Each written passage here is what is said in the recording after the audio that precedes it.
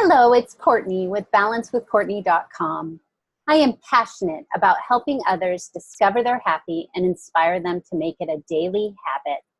My intention is to hack happy by interviewing experts to share their story, to inspire others and create a happy movement. Today's happy expert is Tarah Long. Tarah is a galactic tour guide and spiritual life coach.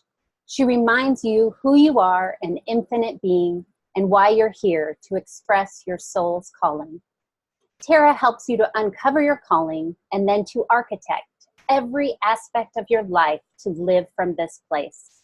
She is the host of Awaken Your Infinite Nature podcast. Welcome, Tarah. Thank you, Courtney. It's so good to be here with you. Thank you very much for spending time with us and inspiring others. Yes, thank you.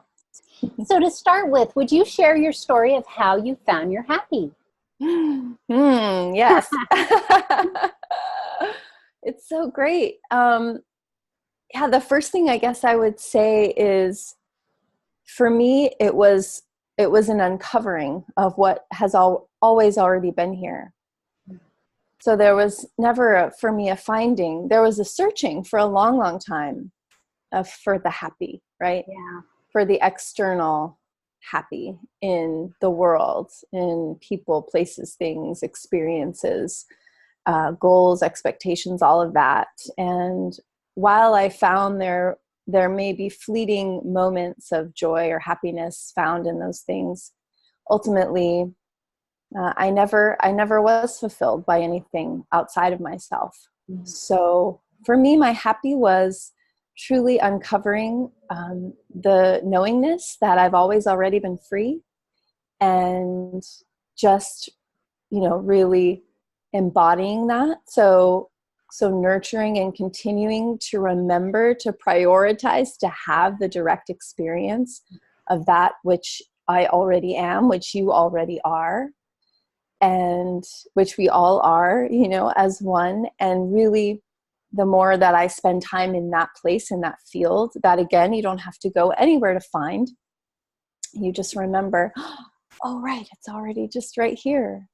And then from when I live from that place, then all of the external things that I create around me are exactly what is meant for my highest good and the highest good of all. So then I don't have to think about what that is, or even have an expectation of any outcome at all. It's just all free at that point.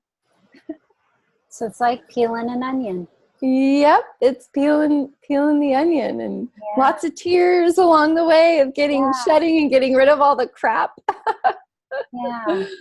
Yeah. So if you don't mind me asking, what triggered for you to, like that moment when you said, okay, there's got to be something more. Mm-hmm. I need to start doing some self-work and finding that feeling of happy inside that I can maintain. Mm-hmm. Well, people ask me this, and it can be a little tricky because, the first thing is there's always been a knowingness ever since I was very little, just ever since I can remember as a kid, like, there's something more here. This is not real life. Like, this world is not real life. Yes. And what, so there was always a knowingness in me, but of course, coming into this world, this earth, and incarnating in this body and having the conditioning, then you get taught, that, okay, it is real, and we have to seek outside of ourselves for happiness. But so for me, along that journey, there were lots of things, it's hard to pinpoint, but something that I can tell you that was very significant for me was I chose to come into this body with, a lot of like health challenges, if you will. Mm-hmm. So that was something for me, ever since I was a kid, and then through, really through my 20s, I experienced a lot of different health stuff. One of them was chronic fatigue syndrome. That's of course a label, that's whatever, but lots of different health stuff with that. And I just remember really, it was kind of a peeling of the onion thing, but having many moments of just like, this is not who I am, and it does not have to be my experience. there is so much more here. And so I just decided to stop identifying with my body and with anything that was going on with my body, not in a way of dissociating or ignoring it. Right. Knowing that it's not me. Yeah. Not letting it interrupt your growth. Yeah. Not letting it distract me from, remembering who I really am. And so that was a really big journey and a really big sort of realization for me to, So define what happy means to you. Everyone has their definition. What is yours?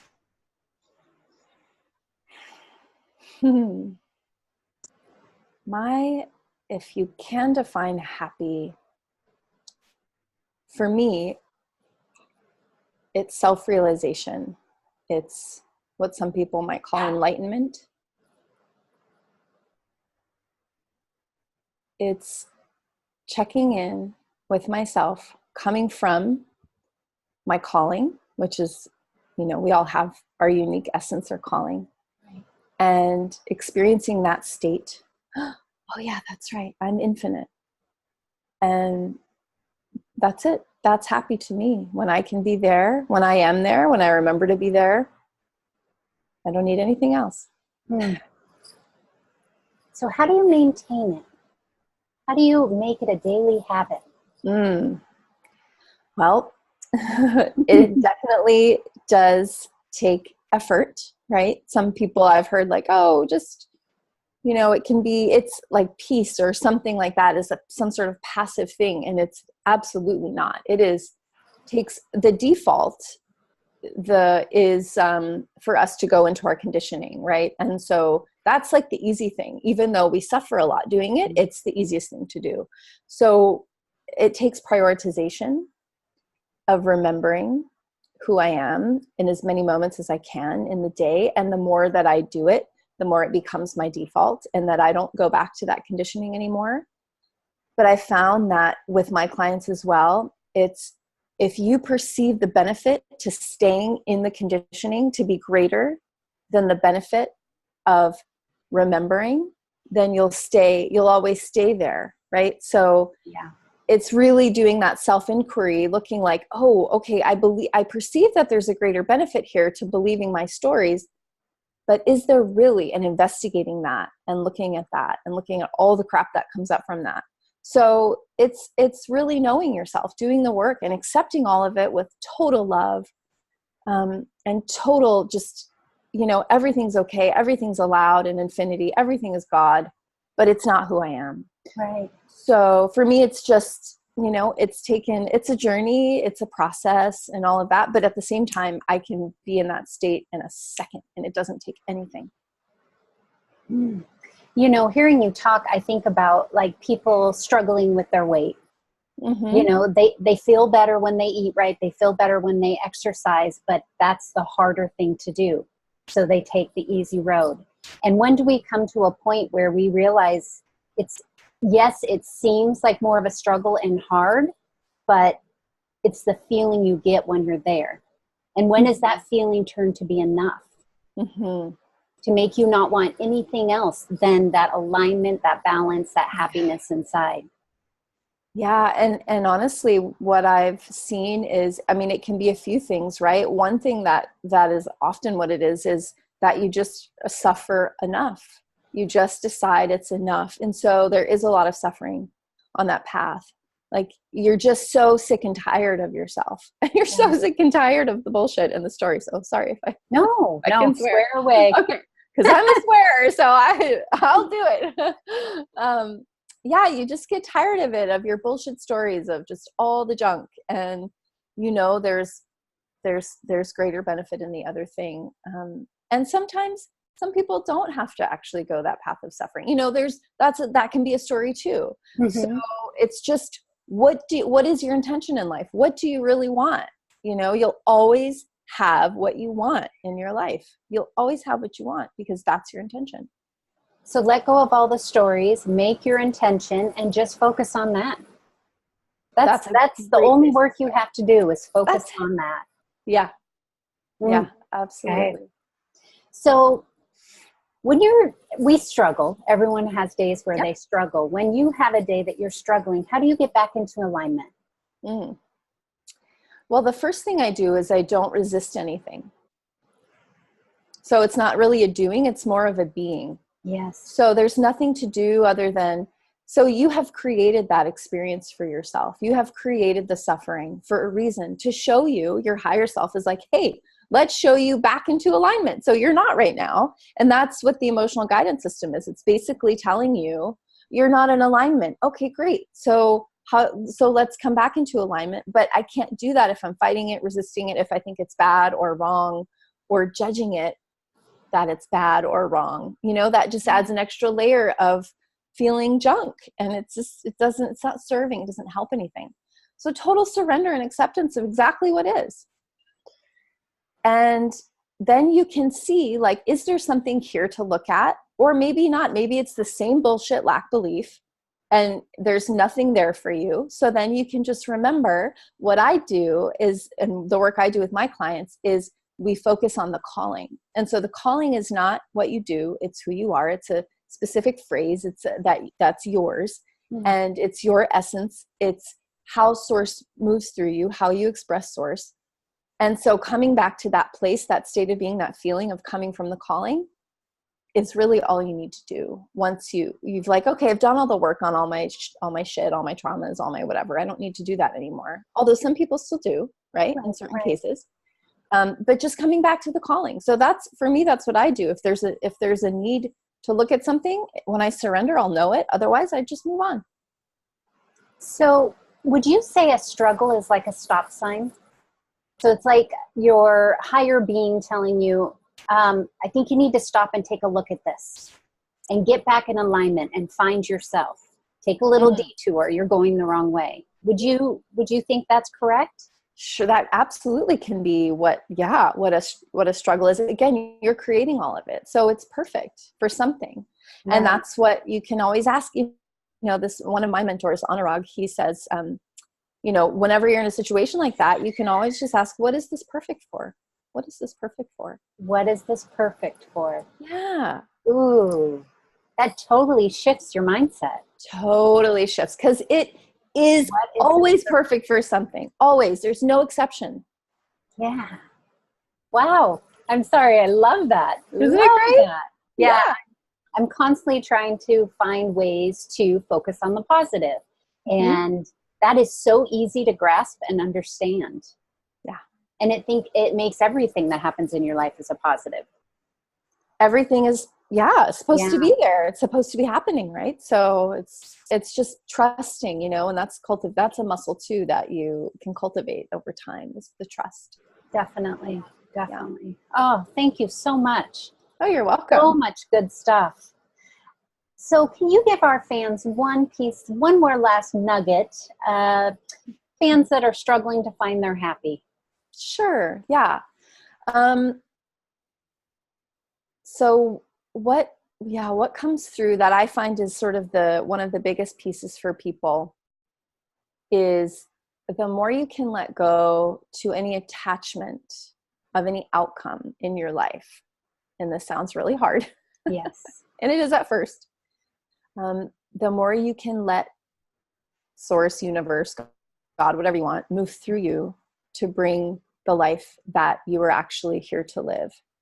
And you'll be able to serve the people you're here to serve, help the people you're here to help. And so just letting go of the idea of who you think you are and yourself a little bit more, and all your issues and problems and whatever, and just let it go, and don't be attached to what happens.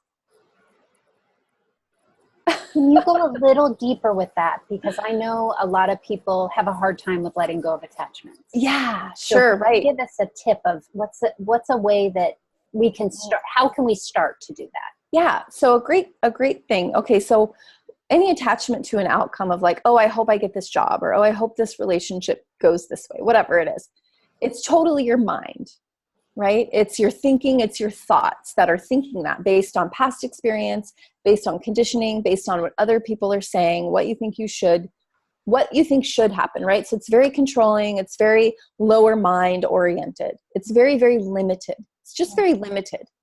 because you have this microscopic view, right, from your human person. And if you believe that's who you are, then likely you'll continue to do that. If you believe you're the mind and the body and all these things, and that's just it, there's nothing else. But if you can even let a little bit of light in and ask yourself, am I the thoughts that I'm thinking? Because if you stop thinking for a moment, like, do you die? Do you go anywhere? No, of course not. So if you can, people say, I can't stop thinking try for 2 to 5 seconds. Just stop the mind. Just let it go and just sink in and just feel into what is there when there's no mind. What is there? What remains? What's the essence? What's the energy? What's the subtle feeling that remains when you just stop thinking for 2 seconds? And if you do this long enough and enough, you'll begin to feel that place of trust, of knowingness, of, oh, I'm not actually here for me. I'm not here to get what I want. I'm not here to make things happen a certain way. I'm here to be a vessel of service for others. Right. So, so just dropping the mind for a moment and just see what happens. See what comes from that. Is that helpful? That is very helpful. And when I hear the word attachment, in my gut, I feel I get attached to things because I'm fearful I'm going to lose it. Ah, yes. But it's not ours anyway, right? Right. Exactly. Right, and there's nothing to lose. No. There's no lack. There's nothing but abundance. Even the appearance of lack is an abundance of the Creator. So there's just, and a lot of these things I'm telling you, I have learned so beautifully from my teacher, Bentinho Massaro, and I just want to give credit to that because since working with him, I, have expanded so much and learned so much, and it's all just sinks right in, and I'm like, yep, that's truth. So these are the teachings that, that I'm focused on these days, and so I just wanted to mention that. So what another reason why I'm doing this is to spread this, because if everyone starts these small little mind shifts, wow. Exactly. Right. Yes. Wow. And people aren't doing these things because they don't know how to do it. They have been programmed to do it a different way and they don't know anything else. Yeah, absolutely. It's so beautiful that you're doing this. So Thank you for being part of this. Oh, you're welcome. My pleasure. Thank you very much. Yeah. So will you please let our fans know how they can reach you and follow you? Absolutely. So I'm on Facebook and Instagram as Tarah Long. TARAHLONG. I know you'll put in your notes. And you can find me on my website at tarahsyel.com. That's TARAHCYEL.com. That's the name of my business. And there you can find blogs and podcasts and all kinds of content. And Wonderful. Thank you so much, Tarah. Oh, you're so welcome. Thank you, Courtney. Thank you for taking your time for us and for your growth. I hope you discover new habits to support your happiness. Please reach out with questions or if you need more support in Happy Balance Facebook group or balancewithcourtney.com. If you need one-on-one inspiration and support, please book a happy call. I am here to help. Have a great day. Thank you.